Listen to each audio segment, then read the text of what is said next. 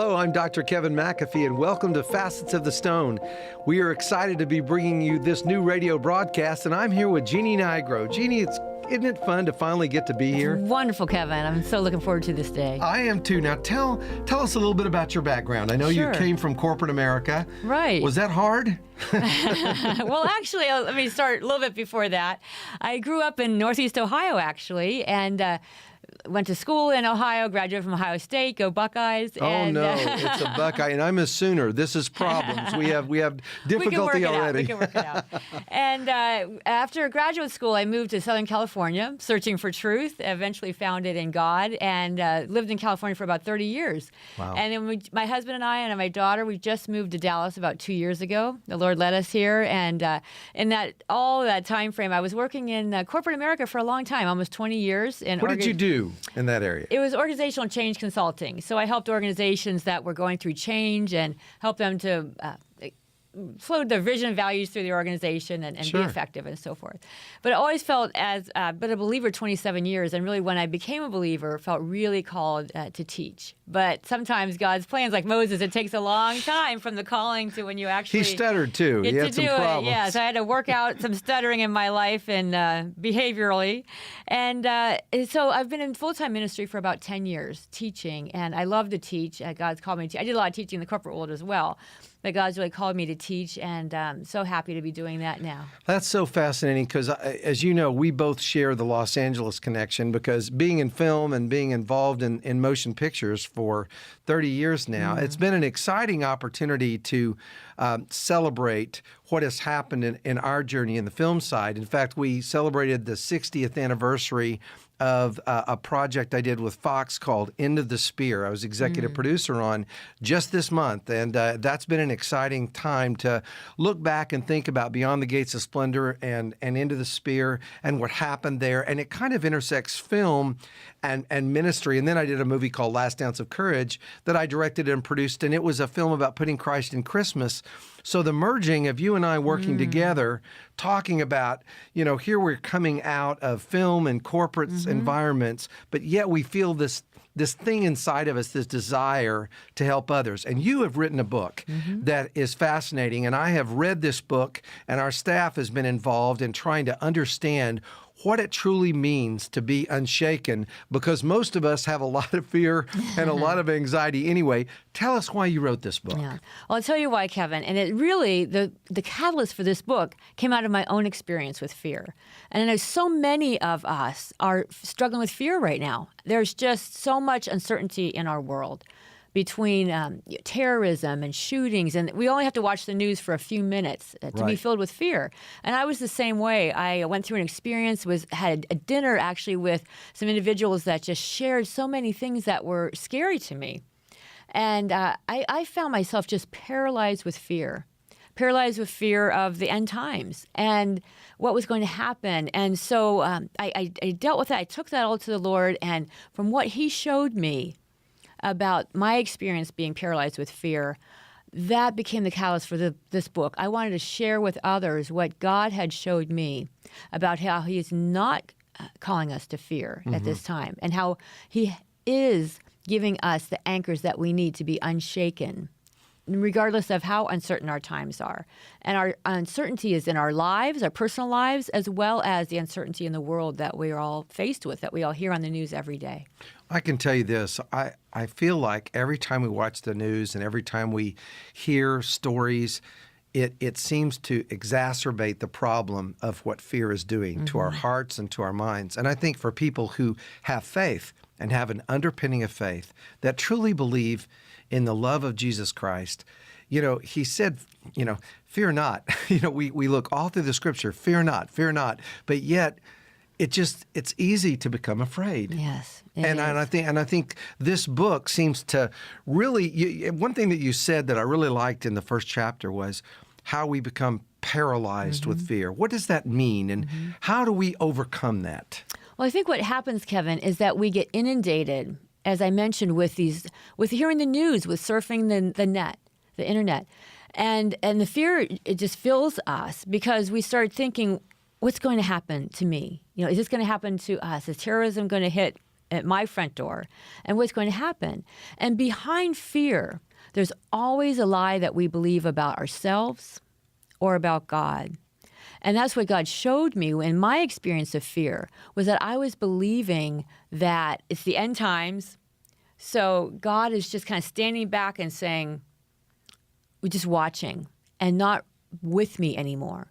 And that I somehow had to fight for myself. And that's a very scary feeling of being very unprotected. And so there's always, no matter if we're fearing the end times or anything that we're fearing, Kevin, there's always a lie that we're believing about ourselves, maybe that we're alone or that we're all on our own, that we have to hold everything together, or that a lie about God, that he's just watching, that he's not protecting us, that he's got bigger things to deal with than our problems.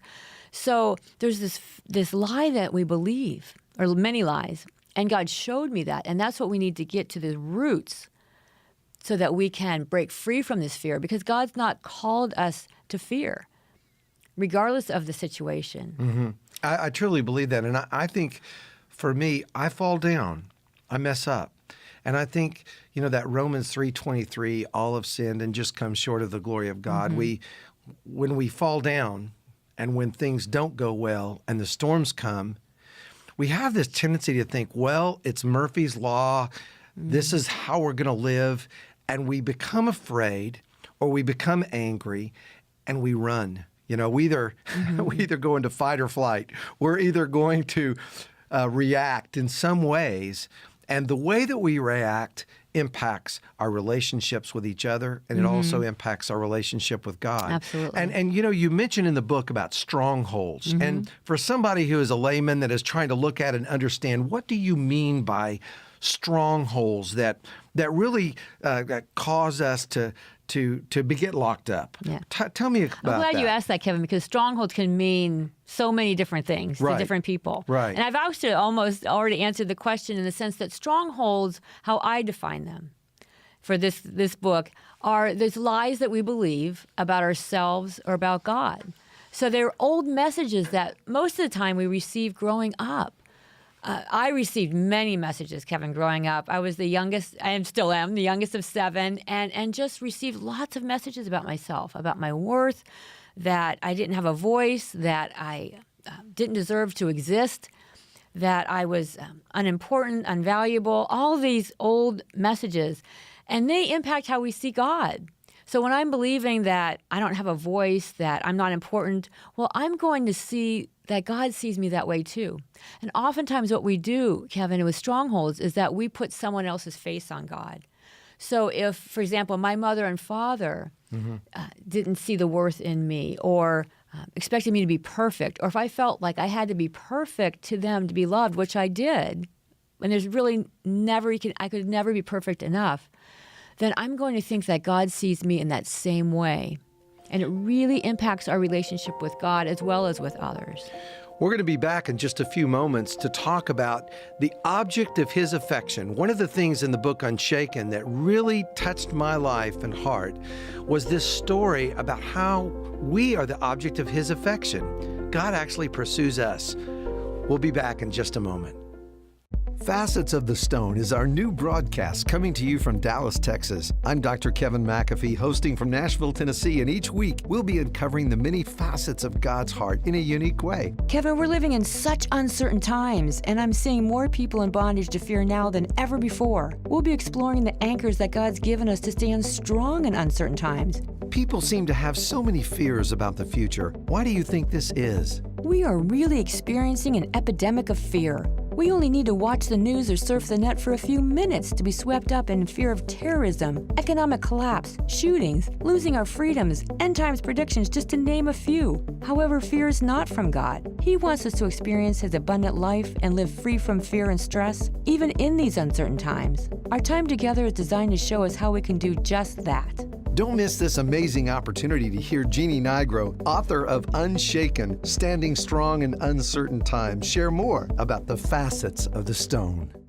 Welcome back to Facets of the Stone with Jeannie Nigro. Today we've been talking about her new book, Unshaken. And what's been exciting as we've talked about these strongholds and thinking about these barriers that we have in our life. One of the chapters you talk about that we are the object of his affection. What an epiphany to be able to share that he actually pursues us. Explain that to me. Especially for someone like me who had these strongholds of feeling, one of my primary strongholds was feeling that I was bad and that I was unwanted. And when the Lord has healed my strongholds, many of them, I still have more to go, but one of the ways he's healed them is to speak to my heart that I am the object of his affection and that he wanted me so badly that he actually took on death for me. And when I have allowed that to permeate into my heart, that's where these strongholds are. They're in our heart, not our heads, in our heart. Our heads can believe one thing, but our hearts believe another. And the fact that I am the object of his affection, that he desires me, that he actually enjoys spending time with me, and then I bring him delight. I never felt that way growing up. And so that has been so healing to me, that he is consumed with me, that I am the object of his affection. You know, if you think of, Kevin, what helps me to bring this to life is, when we were young and growing up in high school and we had a crush, they were the object of our affection. We thought about them. We talked about them. We passed notes about them in high school. It's just, we had a crush on them. But we don't I'm think really of, good at crushes. We don't think I of like God crushes. seeing us that way, but yet he sees us that way. He can't stop thinking about us. He can't take his eyes off of us, off of me, off of you. And that's it's amazing. Healing. It's healing. But I'm going to tell you something, and this is what the audiences at home, you need to understand who is talking, because when I know of you, and as we've grown and become friends and spent time together, you and Al, you've shared about your life. Your background is not this perfect China doll, grew up in church, and all of a sudden you're this perfect person. You lived a life where you had a lot of elements in life that came against you and actually could have destroyed you and taken your own life. I think it's fascinating that you've been able to see this and can share this now because of your own experiences. Well, Kevin, God took me from death to life. I mean, when I was 28, I came to the point where I wanted to kill myself. And I said to God, if you're real, because at that time I didn't really believe in God, but I'd heard about him and people had been telling me about him. And so I said, I was planning on taking my life that night. And I said, but if you're real, take control of my life because I don't want it anymore. And he did. He did. I can tell you this. He's completely changed it. I just thank you so much for your transparency. You remind me of Bill Hybels. I remember I was speaking several years ago, and Bill was talking, and he was talking about how he and his wife had been in counseling. And here was a man that is probably one of the greatest orators and teachers there at Willow Creek in Chicago. And he's being transparent. And then I think of Rick Warren about, when he wrote Purpose-Driven Life, and it says it's not all about me. Right. He had that same transparency. And Jeannie, you as a teacher are sharing these truths about intimacy with God. Now, you also talk about in your book intimacy blockers. Help us understand what that is. Intimacy blockers are those things like fear, unforgiveness, shame, rejection, condemning ourselves, being down on ourselves, stress. Stress is just a socially acceptable word for fear. All of those things block our intimacy with God. Because when we have an intimate relationship with God, we're connecting with his heart. His love for us, how he sees us, is permeating every thought, every action, every word, every emotion. And when we are experiencing fear, it's impossible, Kevin, to have fear or stress and experience intimacy with God at the same time. I think a lot of men, especially in America today and around the world, we almost put ourselves in our own box regarding stress. I specialize in it. It's something I'm really good at. Yeah, we all are. I can mount up all of these things, and it does stress me out. And as a result of that, it impedes not just my relationship with others, but my relationship with him. Yeah. And you know what, Kevin? What's so freeing in all of this is that God is only asking one thing of us, and that's intimacy with him. So I've had to train myself, because my natural tendency when I wake up in the morning is to think of everything that I need to get done that day. and to start stressing because it's just too much. And I believe that the culture is telling us these days that it's normal to be stressed, that if we're living in 2016, it's almost expected that we have stress. But God's not calling us to have stress. That's not, stress and pressure are not from Him. So when I get up in the morning, I have to say, wait, I don't have to focus on all those things. I want to focus on one thing today, and that's intimacy with Him. Because when I'm in that place with Him, everything somehow gets done. What's amazing is in just a few moments, we're going to be back here with Facets of the Stone talking about two areas which Jeannie specializes in. One is the area of the feast and looking at how the feast of the Passover and the Seder and the different feasts that we have of trumpets and all of these things play into our spiritual position, and also looking at what is God's next move. Stay with us. I've learned so much from Jeannie's teachings. First of all, she's been very transparent in who she is and who she wants to be, and she wants to share her journey to open up your journey. I come from a very different background than most people. I come from the Middle East, from a Muslim background, and my view of the Jewish people was very different when I was being raised that way. But when I come to have a relationship with Jesus, I want to know about these people because they are called God's people, chosen people, and He loves the nation of Israel, and I do as well. When I heard about Jeannie's teaching, I was so excited, and I learned about the festivals and the Passover, the meaning of it, and the true meaning of Jesus all over it, the intimacy with God, how Jesus is revealed in the book of Revelations. I'm Kevin McAfee, and welcome back to Facets of the Stone. We've been talking to Jeannie Nigro, and Jeannie, these areas of overcoming these strongholds in the book Unshaken that Yes. you've written. In this particular segment, we're going to be looking at what is God's next move and talking about the feast. Tell us about what do you think God's next move is? Well, God's next move, the reason I entitled the chapter that is because if we look back at the goal I had of writing this book was to provide anchors that we need to stand strong in uncertain times. And one of those anchors, Kevin, is having a focus on the millennium, God's next move after these end times. Wow. And so when we connect with what God's heart is for the millennium, what we're going to be doing, what Jesus is going to be doing, what we'll be doing with Him. Okay, so what is the millennium? For someone Yes. that I've heard how, Lindsay, it's Yes. getting late for the great planet Yes. Earth. We did those projects when we were in school. And, we would hear about prophecy in the news. We would hear about people talking about prophecy. Explain what millennium is. Yeah, well, millennium, Kevin, is 1,000 years. Gotcha. And so it's that time period when Jesus returns and He wipes out all the kings of the earth. He returns the Mount of Olives. He wipes out all the kings of the earth. Then He sets up His millennial kingdom. And it's 1,000-year period of time. Most of what we know about it is in Revelation, but it's also described in Isaiah and Zechariah, many other places in the Old Testament. And during that time, Kevin, we're going to be ruling and reigning with Him. Wow. And when we have that vision for the future of what we're going to be doing with Jesus, it's exciting. It gives us hope for the future. It also connects us with His heart. But it also gives us an idea of what we can do now. Because I don't know about you, but what I struggle with is things are so bad, what could I possibly do to make a difference? A few years ago, I went with Rabbi Landry to Jerusalem and to the Holy Land to do a series called Illuminations. And I remember him talking about the millennium and the millennial temple. And he was teaching so much about the feast. And then when we connected, you shared how you're talking about the feast and recognizing the Jewish nature and tradition and history of Yeshua, Jesus, Messiah, being Jewish. Is this why we talk about the feast so much? And is this why you teach this? I'm teaching, and Kevin, for many, and there's so much, I could spend a whole program talking about the feast, but when you think We'll about do that, by the way. Yeah, when you think about the millennium, Right. we are actually going to be celebrating the feasts in the millennium.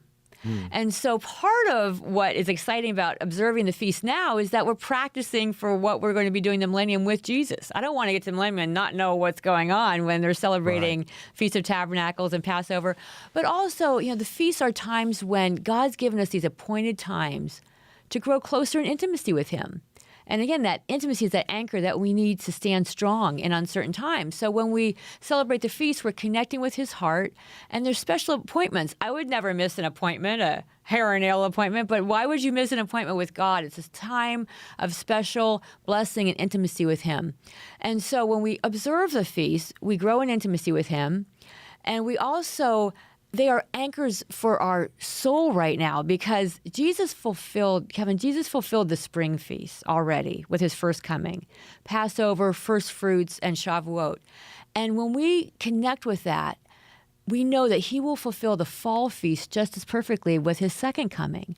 So he will fulfill Rosh Hashanah and Yom Kippur and Sukkot as perfectly and as a perfect timing as he did the spring feast. So every year, every fall, when those fall feasts come around, it gives me hope, because I know that he will fulfill those feasts just as perfectly as he did the spring feast. And it's an anchor for my soul in uncertain times. I want you to know, I'm so thankful that you have in your heart to share about the feast, because in experiencing the feast with Rabbi and looking at and analyzing and seeing what you're teaching, I believe that it's such a sacred time to come together and to recognize the Jewish traditions and nature of that Christ himself came as a Jew. And I think that a lot of us in the evangelical world, in the Catholic world, in whatever world we come from, we forget that. And we forget that the language he spoke, the people, the traditions, and you're bringing those traditions to life. Well, we grow in intimacy with someone that we know. The more we know about them, the more connected we feel to them. Right. So how are we going to know who Jesus is if we don't recognize that he's Jewish? And, he came the first time Jewish, but Kevin, what's even more important when we think about our future? When he comes back, he's coming back. He's still going to be Jewish. And he's coming back to a Jewish nation, Israel. He's coming back to setting up a Jewish temple with Jewish sacrifices. And so we need, if Jesus is our bridegroom, we need to know who our bridegroom is going to be. And so connecting with the feast enables us to prepare for our bridegroom and to know him when he comes back, so we know him intimately. And we're ready to celebrate the feast with him and to what he's going to do in the temple. I love teaching on the Millennial Temple, because that gives us, again, concrete visual evidence of the millennial promises being fulfilled. One of the things that happened in my life last year, my mother passed away. It was a very difficult time for our family. But, the very first thing that I did with my father after Mom passed away was we went to the Feast of the Passover. And we took our company and the organization that I've been honored to work with, and we went with my father to the feast, because what we found was that there was healing there. And I think one of the things about Unshaken that I love personally is this book really talks about how you can heal. These strongholds, these barriers that we're talking about, there's a breakthrough here. And that's why I think that the timely nature of what you're communicating is so important. Yes, there's no way that we can stand strong in uncertain times if strongholds are controlling us. So we've got to allow God to heal those strongholds so that we're not living in fear. And when we're not living in fear, then we can, and when we're living in intimacy with God, then we can know what he's calling us to do in these times. Then we can move from fear to action. Then we can know what can we do when the world's telling us that it's too far gone, there's nothing we can do, we should just wait till he returns.